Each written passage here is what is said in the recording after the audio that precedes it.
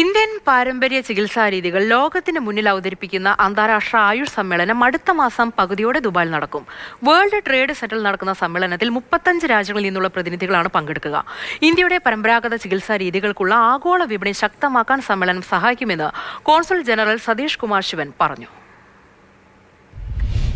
ഫെബ്രുവരി 15, 16, 17 തീയതികളിൽ Dubai world trade സെന്ററിലാണ് മൂന്നാമത് അന്താരാഷ്ട്ര ആയുഷ് സമ്മേളനം നടക്കുക.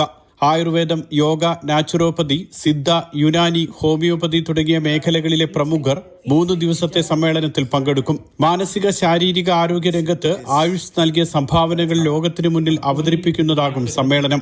വിദഗ്ധർ നയിക്കുന്ന ചർച്ച, ബിസിനസ് മീറ്റുകൾ, ഷോർട്ട് ഫിലിം ഫെസ്റ്റിവൽ തുടങ്ങിയവ സമ്മേളനത്തിന്റെ ഭാഗമായി ഉണ്ടാകും. പരമ്പരാഗത ചികിത്സാ രംഗത്തെ 75 പ്രമുഖർ, 35 രാജ്യങ്ങളിൽ നിന്നായി 1200 പ്രതിനിധികൾ തുടങ്ങിയവർ സമ്മേളനത്തിന്റെ ഭാഗമാകും.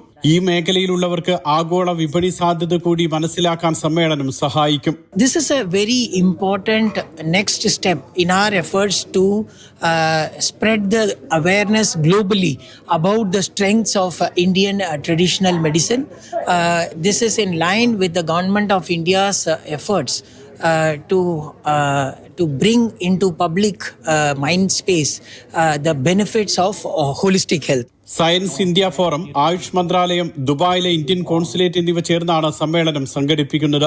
Siddhartha Balachandran, doctor Eisa Bastaki, Vivekananda Pai, doctor Satheesh Krishnan, doctor VL Shyam, Ahmed Ibrahim, Musabih എന്നിവരും വാർത്താസമ്മേളനത്തിൽ പങ്കെടുത്തു. Mathrubhumi news, Dubai.